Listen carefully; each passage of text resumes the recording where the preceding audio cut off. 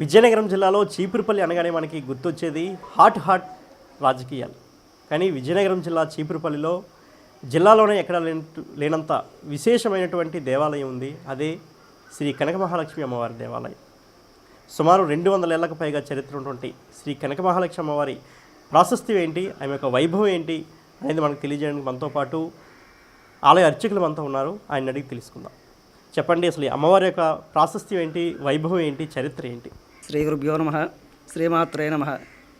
హ్రీంకారాసనగర్భితానరసఖాం సౌః క్లీం కళాం బిభ్రతీం సౌవర్ణాం వరదారిణీం వరసుధాం ధౌతాం త్రినేత్రోజ్వలాం వందే పుస్తకవాసమంకుశరదాం సద్భూషితాముజ్వలాం వాం గౌరీం త్రిపురాం పరాత్పరకళాం శ్రీచక్రసంచారిణీం.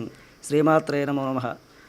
శక్తిస్వరూపుడైన శ్రీ కనక మహాలక్ష్మి అమ్మవారు విజయనగరం జిల్లా చీపురుపల్లి మండలం మరియు గ్రామంలో వేంచేసి సుమారు 200 సంవత్సరాలు దగ్గరగా ఇక్కడ ఈ చీపురుపల్లి గ్రామంలో కొలువై ఉన్నారు.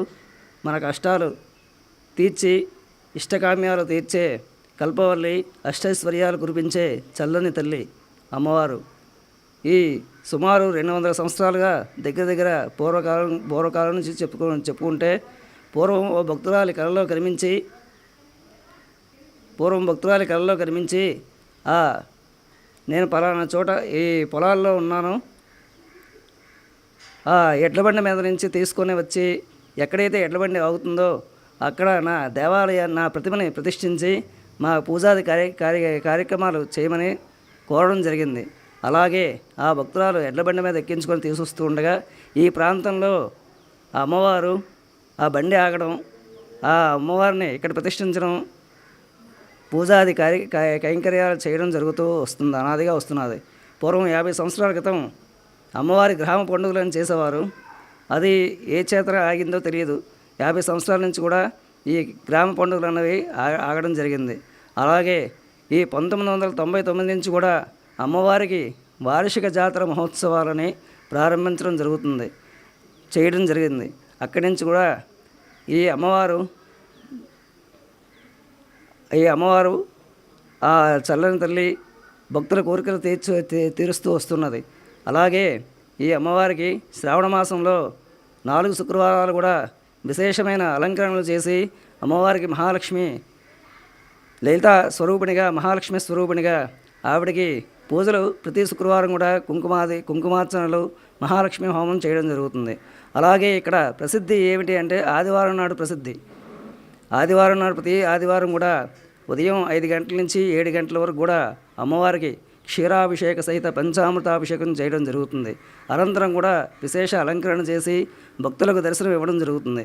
అలాగే 10 గంటలకి అమ్మవారికి అత్యంత ప్రీతిపాత్రమైన చండీ హోమం, మూలమంత్ర హవనం చేయడం జరుగుతుంది. అలాగే మధ్యాహ్నం 11 గంటల నుంచి 12 గంటల వరకు కూడా ఈ అమ్మవారి ప్రాంగణంలో ప్రతి ఆదివారం అమ్మవారి ప్రాంగణంలో మహాన్నదానం చేయడం జరుగుతున్నది. అలాగే సాయంత్రం 6 గంటల నుంచి కూడా అమ్మవారికి సంధ్యాహారతి, నక్షత్రహారతి, పంచహారతులు ఇవ్వడం జరుగుతుంది.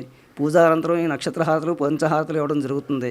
అలాగే దేవీ శరన్నవరాత్రి మహోత్సవాలు అంటే ఆశ్వయుజ శుద్ధ పాడ్యమి నుంచి విజయదశమి కూడా ఈ 10 రోజులు కూడా అమ్మవారికి 10 రోజులు 10 రకాలైన అలంకరణలు, ఏ అవతారం అయితే ఆ అవతారం రోజుకు అవతారం చొప్పున 10 రోజులు కూడా అవతారం వేయించి ఆ రోజు మూలమంత్ర హవనం చేయడం జరుగుతుంది. అలాగ 10 రోజులు కూడా ఈ కార్యక్రమాలు జరుగుతున్నాయి.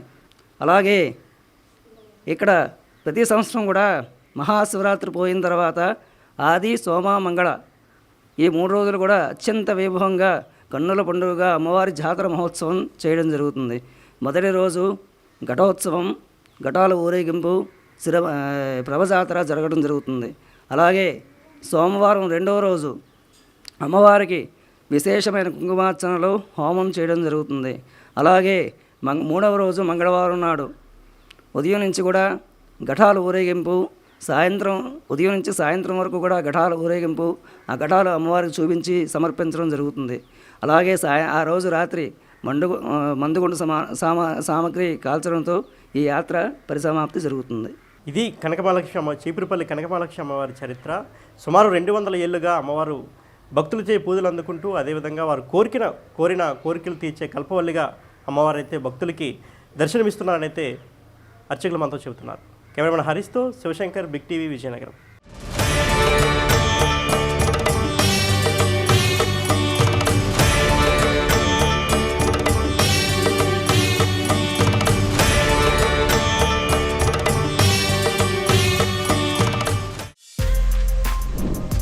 For more videos like this, subscribe Big TV channel.